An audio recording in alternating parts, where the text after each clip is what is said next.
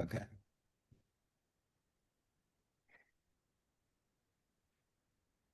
So I guess we'll start with the quote from the Buddha. What are the qualities that make one a contemplative? Two bright qualities guard the world. Which two? Conscience and concern.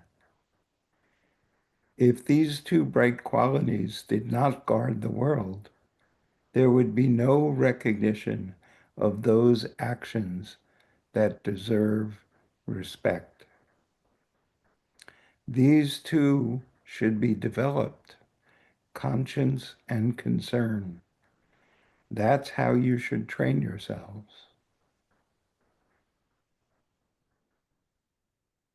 Now, I did like that Bhikkhu Bodhi made this interesting statement, which was that in his view, it's these two qualities, these guardians um, that distinguish us from animals, that without conscience, without concern, we would just be another mammal. Of course, I always then want to say, and will, uh, that there are probably plenty of animals that have conscience and concern. Yes. Um, so um, he has a point that we can see from the people who don't appear to have a conscience or concern, that the level of uh, human society would become quite horrible. Mm-hmm. So I think this is really important. And then what I also liked, what the Buddha said, was that's how you should train yourself. Yeah, I like that. And I was thinking very much about, the practice that we've talked about from the Anapanasati Sutta, and this practice of knowing what it is that's arising, whether we are focused on the breath, but we also know bodily formations that arise. We know mental formations that arise. We know feelings that arise. And it isn't mentioned in the Anapanasati Sutta, uh, but it is mentioned elsewhere, and it fits beautifully that as um, formations arise, formations in the body, formations in the heart, formations in the mind, that we keep an eye on their ethical um, nature, that we are really developing, as the Buddha says, these two should be developed, conscience and concern. That's how you should train yourself. So when we train ourselves to know that we're breathing in, to know that we're breathing out, and to know all the different formations um, that attract us,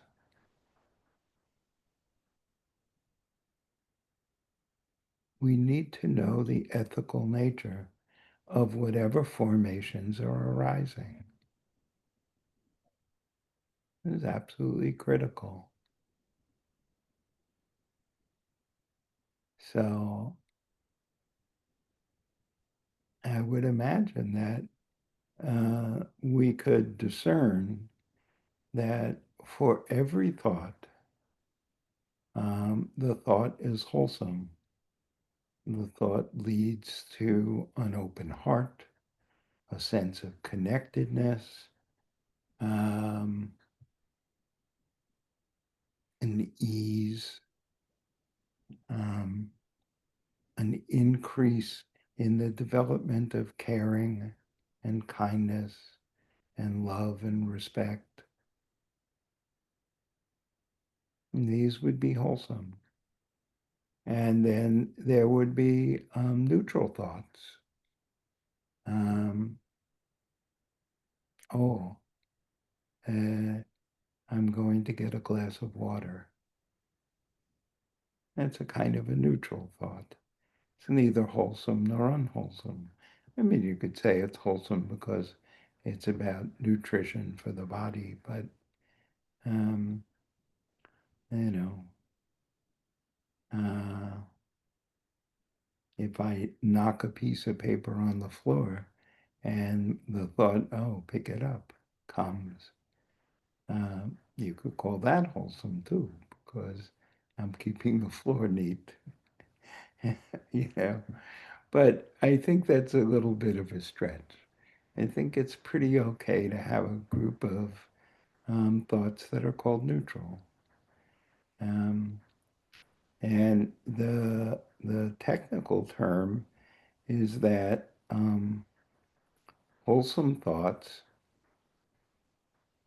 uh, generate good karma, and unwholesome thoughts generate bad karma, and neutral thoughts do not generate karma.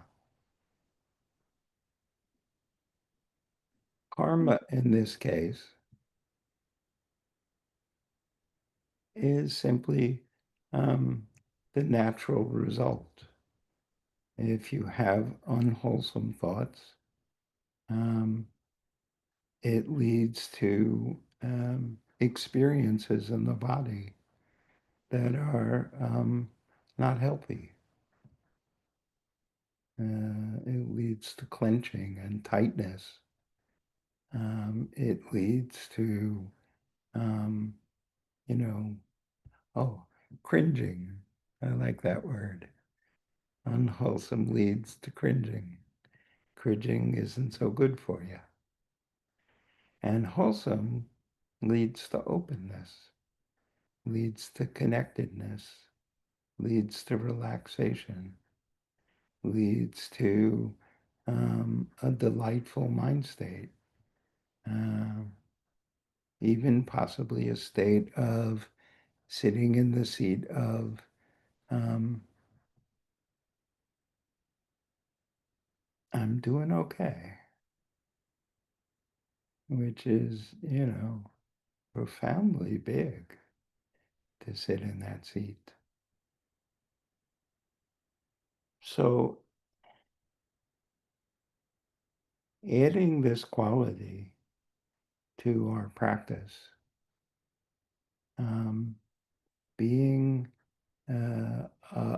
one with a conscience, so that as a thought is arising, um, and we can feel that it's going to lead to some kind of um, anger, hatred, lust, greed.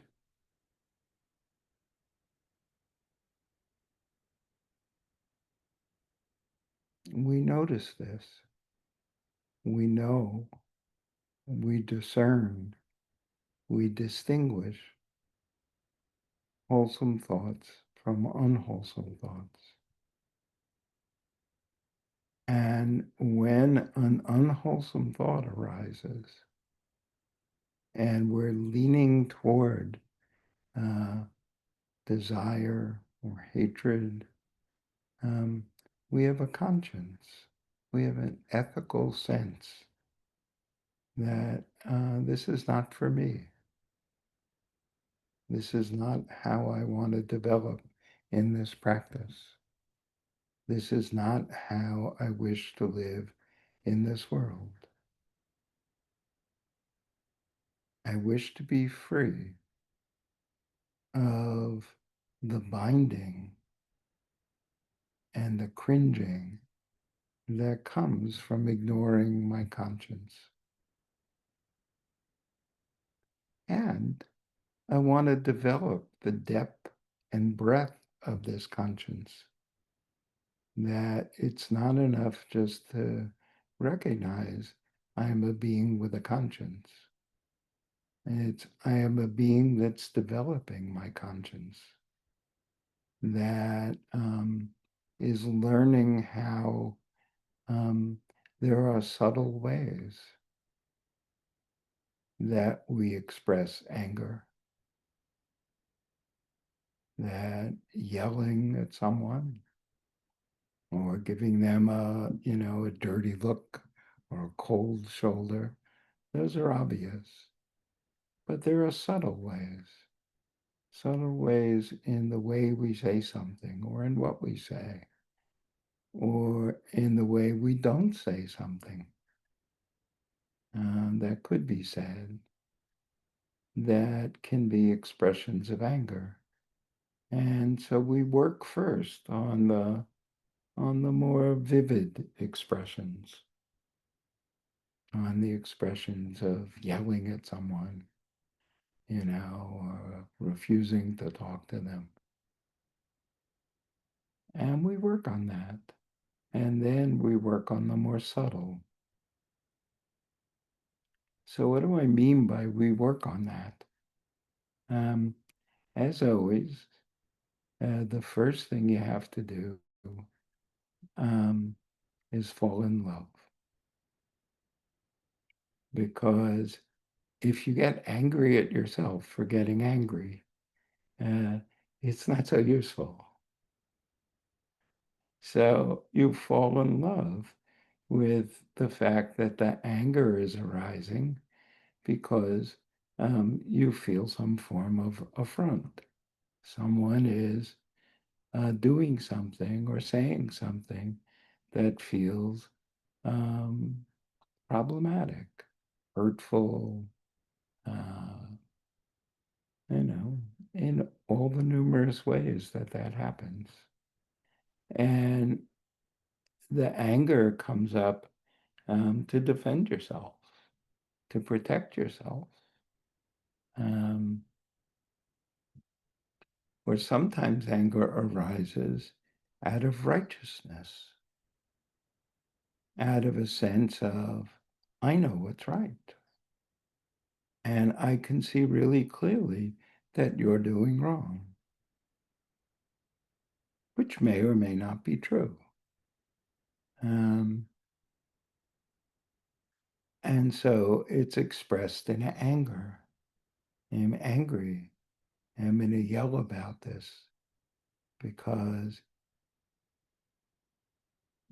I'm right. And you need to stop doing this harmful thing.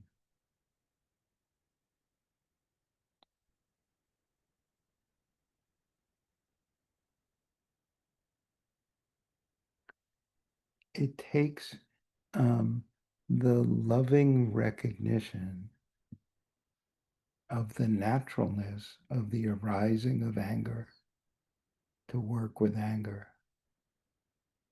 to work with anger from a place of aversion. I hate being angry. It's just more hate. Um, it's not a good idea. It's not a good starting point for working with anger. Um, a better place to sit is, oh, I love you, anger, for coming to my defense, for loudly asserting what I think is right. And it doesn't seem like it's actually really healthy for me to be angry. It's it's it's disconnecting for me. It causes my conscience to cringe. It causes my heart to uh, be protected. Then you could say, oh, but I like my heart being protected when I'm in danger. True. So therefore, I'm not angry at the anger. I don't hate the anger. I simply recognize it is not the most effective means in the long term of meeting the need I have to be happy, to experience comfort and calm and joy. Anger is not so successful.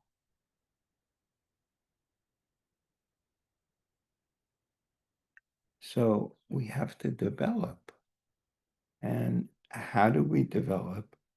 The teaching is we develop an alternative to anger by focusing our attention on the arising of our conscience, focusing our attention on this ethical friend who says, uh-oh, I don't think this is going to be helpful. This is going to create problems. And someone who doesn't like having a conscience will say, go away, leave me alone. I want to do this. And you just need to, look at the news to see how common that is. A lot of people throw away their conscience, or at least refuse to pay attention when it speaks. But we're committed to develop that conscience. And the development is simply supporting it, paying attention to it, noticing when it arises, and being delighted that it's arisen, and saying, oh, hello, conscience. I'm so glad you're here. You give me such great guidance. You let me know when, walking into a mud hole. I don't want to walk into a mud hole. Sometimes it's a good idea to walk into a mud hole as a way to escape, the marauding, boar or the swarm of hornets. Uh, so it's not like we're calling the mud hole terrible. We're just saying that it's really to be reserved for um, very difficult circumstances, not just simply difficult circumstances.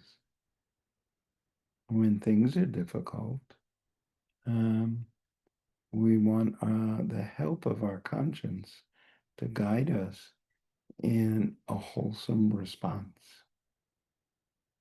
We want a response to this difficult circumstance that leaves us feeling light and open rather than heavy and closed.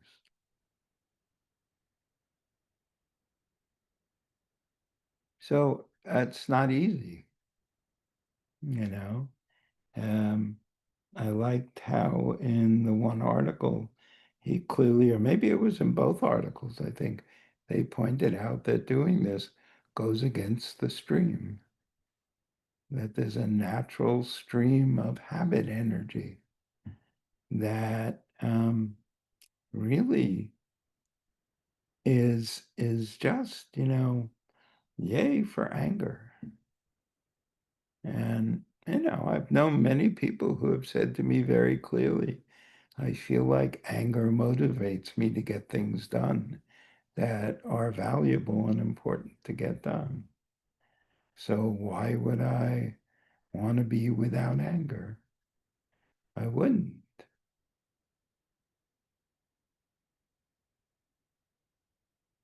And I say, yeah, but it leaves you feeling closed and heavy. It's not worth it if you can avoid it. So you explore this. It's not something to shut off like a on-off switch. It's something you explore, you work with, you poke around. Um, you see like what it's like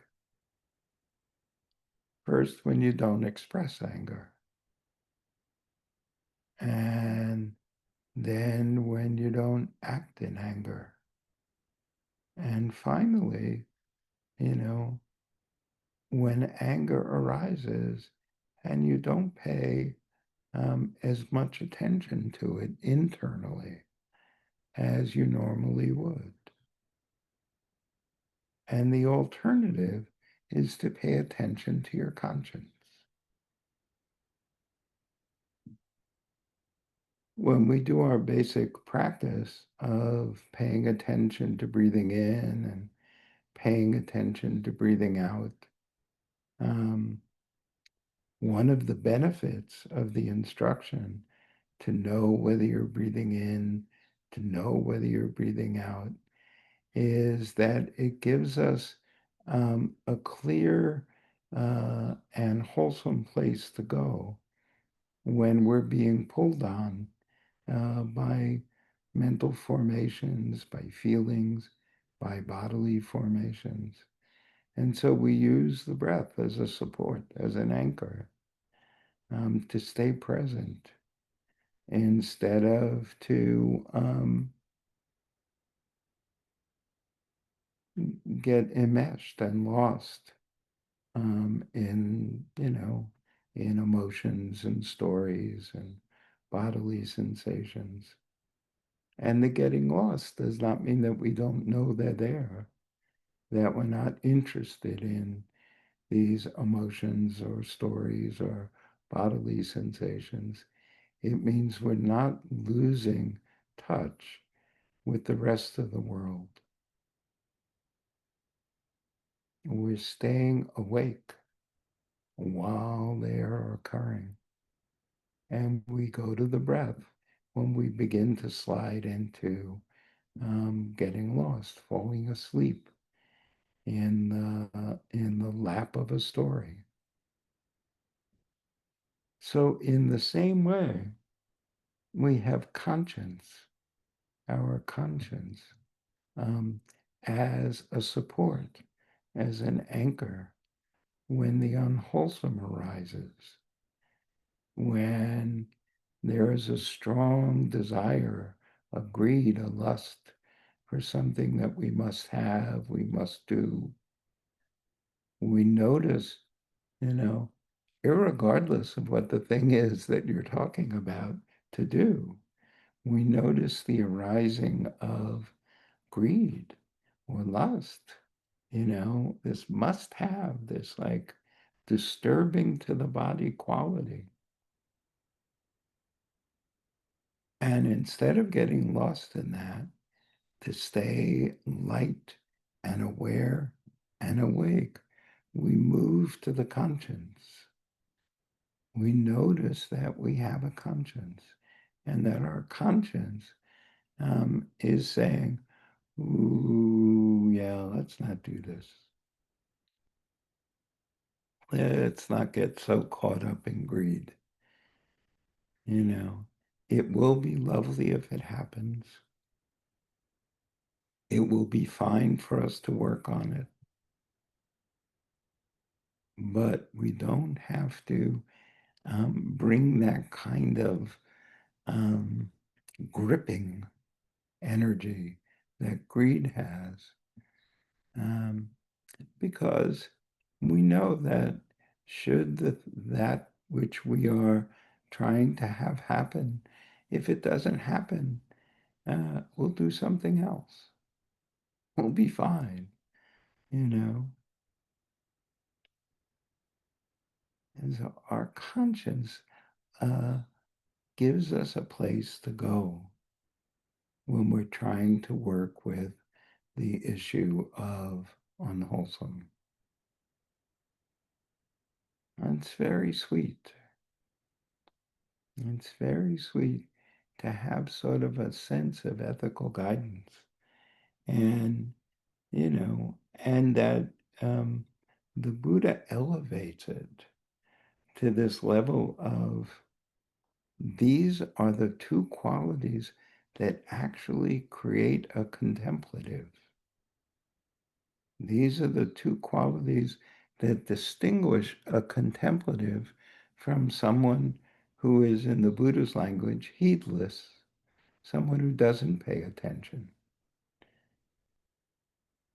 And that these two qualities, conscience and concern, guide us. They guide us so that as we pay attention, we're paying attention to what we intend.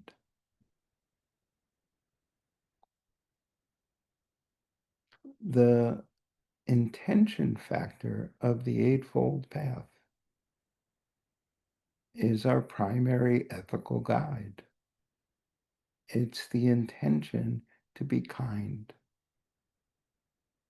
So our conscience lets us know when we're not kind. It's the intention to do no harm. And our conscience lets us know when what we're thinking of doing or starting to do might be harmful. And the third intention is the very guide of the conscience. It's we intend not to be frozen and stuck and trapped and fettered to desire and aversion, to wanting and not wanting. They arise all the time, but we are not slaves to them. We are not bound to them. We see them and we choose using our conscience to make ethical choices, to choose wisely.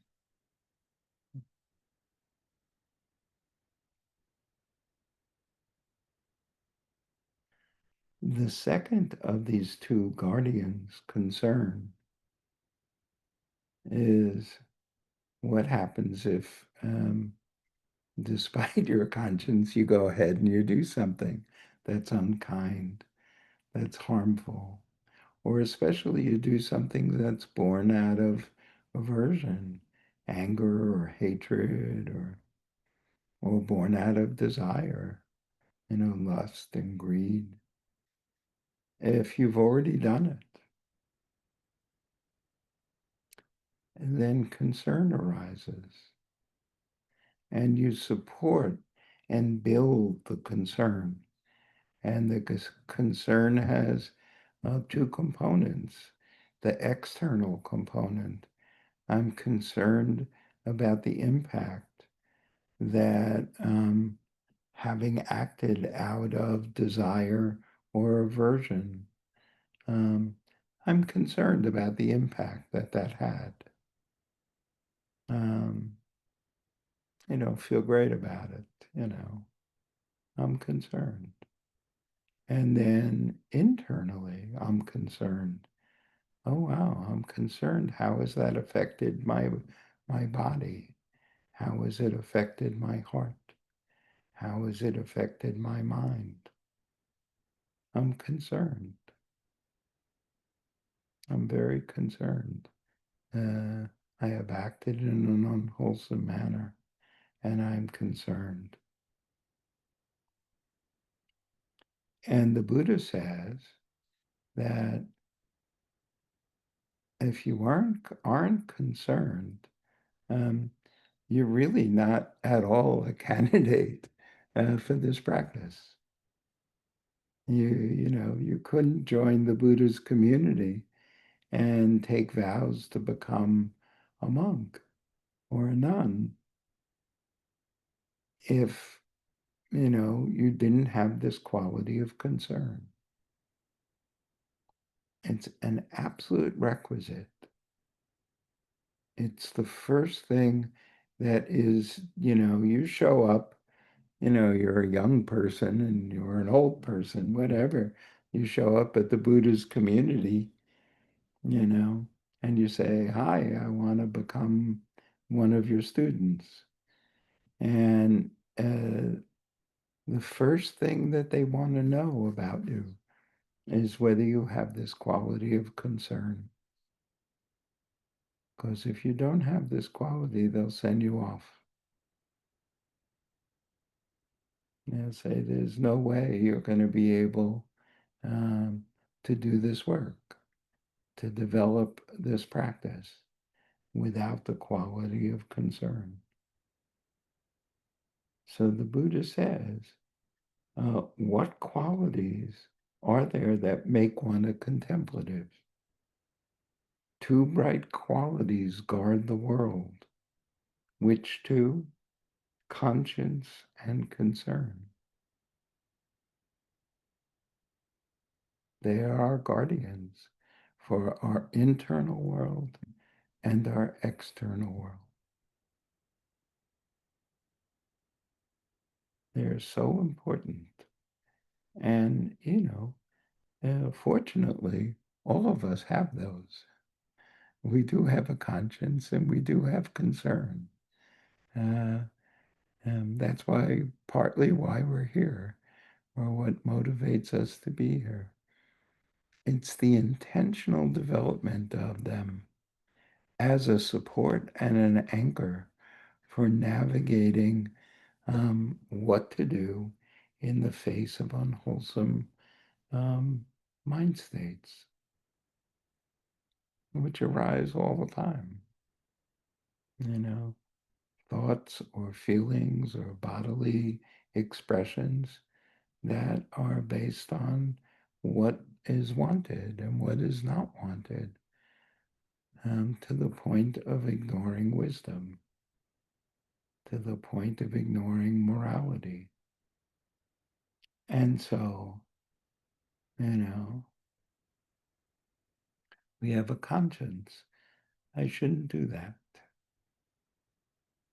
And if we do it anyway, which often happens, then we have concern.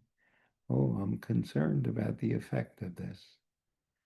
Um, the next time something like this arises, I'm going to give more effort to my conscience. And what does more effort to my conscience look like? It's simply moving your attention there. Just as when we're practicing on the cushion, we move our attention to the breath, um, to unbind from a story that's running through. So we move our attention to conscience when we want to unbind from an unwholesome arising that we recognize. First you have to be mindful that it's occurring. You have to know, oh, that's unwholesome.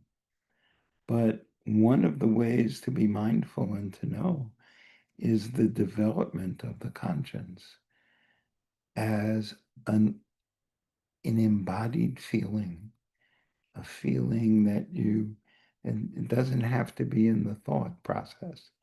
Oh, I have a conscience that's mental, but I also have a conscience that's um, kinesthetic, that's in the body, that's part of everything that moves and is and breathes and lives and circulates through the body. The conscience is there as well. And so when we develop the conscience, there are ways our body will like sort of tap us on the shoulder and say, oh, I don't think you should do this. And you train yourself. That's what it says. These two should be developed, conscience and concern. That's how you should train yourselves. So go ahead, Emmy. I'm done.